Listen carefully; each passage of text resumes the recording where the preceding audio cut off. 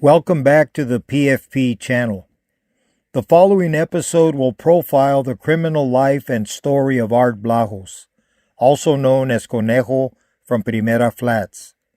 He is a former Mexican Mafia member who would ultimately succeed in jumping off the runaway truck with no brakes, heading downhill. But first, a quick word from our sponsor from Psalms 23:4. Yea, though I walk through the valley of the shadow of death, I will fear no evil, for you are with me. Your rod and your staff, they comfort me. The shadow of death was literally the life that many of us have traveled, with death being our constant companion. Trusting in the Lord for wisdom, protection, and direction is the good news for those who seek Him. So what does this have to do with Mr. Conejo from La Primera? Follow me. Arthur Art Blajos was born in the Boyle Heights area of Los Angeles, east of downtown, on November 2nd, 1950.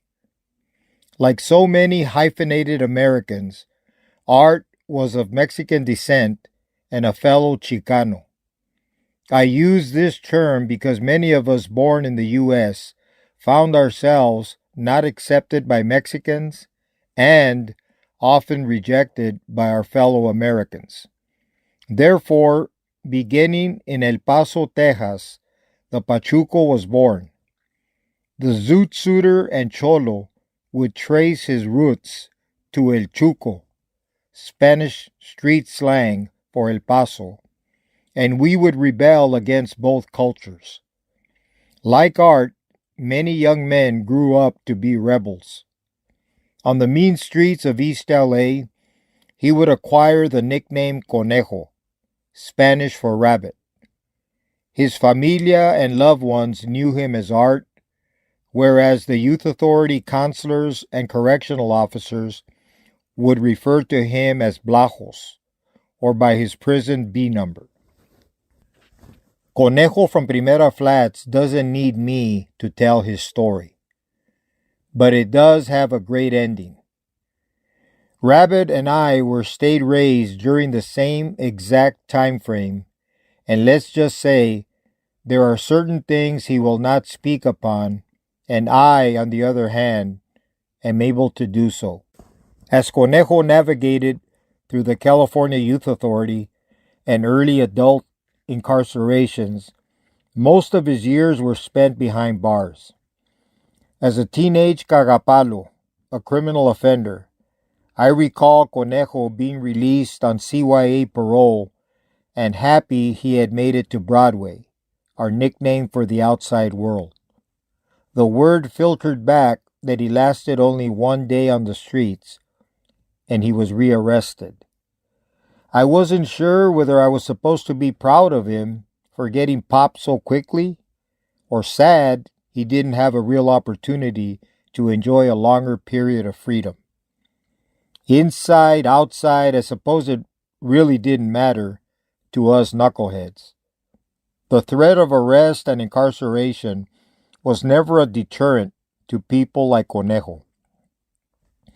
To a felonious gang member, the wild and rebellious spirit was like a contagious disease.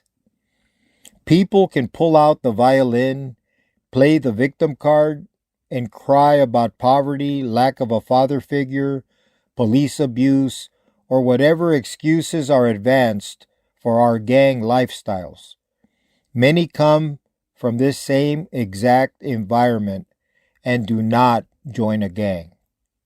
In the end, we are victims, all right, victims of our horrible choices. I can tell you this much. The Conejo that I knew in those days stayed mad at the world. When any of us returned to jail with a fresh felony charge, we would receive the red carpet treatment from fellow gang associates. It was a case of misery-loving company. We were all in the same boat. Welcome aboard, carnal. Jailhouse gangsters always had a way of connecting with other kindred spirits. In late 1966, Conejo and I were locked up in the Preston Adjustment Center in Ione, California, in the middle of nowhere. Conejo, who was notorious for hating authority and blacks, was picked up from farm company where he brutally attacked a black inmate with a mattock. When he arrived to AC, I had already been gaffled up from O Company for attacking an inmate on the weight pile with a barbell and nearly killing him.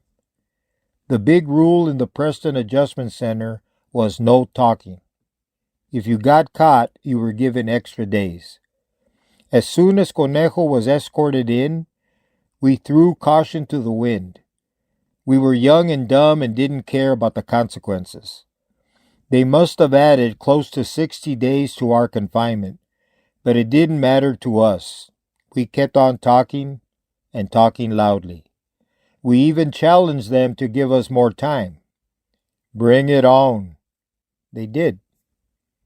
With the luxury of retrospection, I can guarantee many of us had serious, unresolved anger issues going on against someone or something in our lives. The most violent individuals doing time manifested this aggression by lashing out at some unfortunate souls. Black inmates and gang members were easy targets because they too were mad at the world. Like Mexicans hitting Mexicans and blacks going after blacks, it was only logical for us to bump heads with African Americans. They possessed the same rage festering in their lives as well. As I said, Conejo hated law enforcement officers and black inmates with an almost equal, unabated passion. Back then, repeat offenders were said to be institutionalized. Those who continued to involve themselves in violent behavior were placed in isolation, segregation, adjustment centers, and other long-term confinements. Like all warehoused inmates who were on the fast track to establishing a criminal career, the proving ground began in the California Youth Authority in places like Fred C. Nellis, Norwalk, Paso Robles, and Preston. The last stop was the Dual Vocational Institution in Tracy, also known as DVI, also known as the Gladiator School. DVI had a mixture of youth and adult offenders. CYA numbers for the youngsters, the adult convicts had A and B numbers. DVI was the only facility where CYA wards were housed that featured manned gun towers. For us youngsters, making it to DVI was like a badge of honor. It was the last stop for a youth offender. December of 1966 was my last Christmas at Preston. Using my family's name and home address, I received a Christmas package from Güerito from Florencia, one of my road dogs. Hidden inside the boxes of raisins were several narcotics pills, reds and rainbows they were called. Conejo and I spent the next 7 to 10 days getting high as we awaited our transfers to DVI. The day arrived when the state transfer van came for me first. I still had some pills remaining, and Conejo was the beneficiary of most of what was left. With the exception of Manitas from Norwalk, everyone in this San Quentin photograph already possessed gang murders under their belts. Barely in his 20s, Conejo was ripe and worthy of recruitment. We use the word material. He possessed the perfect resume to be considered for membership into the Mexican Mafia prison gang. Conejo spent most of his time as a CYA commitment at DVI, and predictably his number was called there. Conejo became a validated member of the Mexican Mafia prison gang. I had already joined in 1970 at San Quentin and was there when word arrived of Conejo's induction into the clica. He was now a fellow carnal, and his graduation would accelerate his criminal stature, elevating him to a higher level. The anger and rage Conejo savagely displayed was a mere image of his fellow carnales, who endeavored to be the worst they could be. There was the incident when Conejo physically overpowered a prison guard and held him hostage until certain demands were met. This was Conejo at his worst. There was the 1975 event on the Shelf, part of San Quentin's death row that housed prison gang members, when the war with the BGF was on. Mexican Mafia member Paul Memo Garcia had returned from the visiting room. 3 BGF members were exercising on the front section of the tier and were ordered into their cells. The gun officer was required to confirm the closure of cell doors and signal back to the control officer, who then closed the bar over the cell doors to secure them. The black gunner guard gave the confirmation signal, and Memo was allowed onto the tier, where he walked toward his cell, strapped and handcuffed, where a guard would subsequently uncuff him through his tray slot once he was secure inside his cell. Memo never made it. Instead, he was intercepted by 3 BGF inmates who were supposed to be locked in their cells. Each was armed with a prison-made shank and began to stab Memo. He alertly fell to the ground, kicking and spinning as his assailants stabbed Memo's body, hitting him primarily in his legs and thighs. In the back section of the tier, several members were on their exercise period, a metal mesh screen effectively separating the 2 sections. With superhuman strength, Conejo grabbed the mesh from the bottom and began to pull and lift the mesh upwards with an animal growl and the look on his face that must have appeared like Satan himself. The BGF inmates retreated into their respective cells where they flushed their weapons.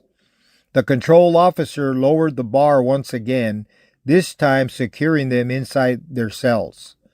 The prison security response team, also known to us as the Goon Squad, stampeded onto the tier, commanded Conejo and the others to retreat to their cells so they could transport Memo to the hospital.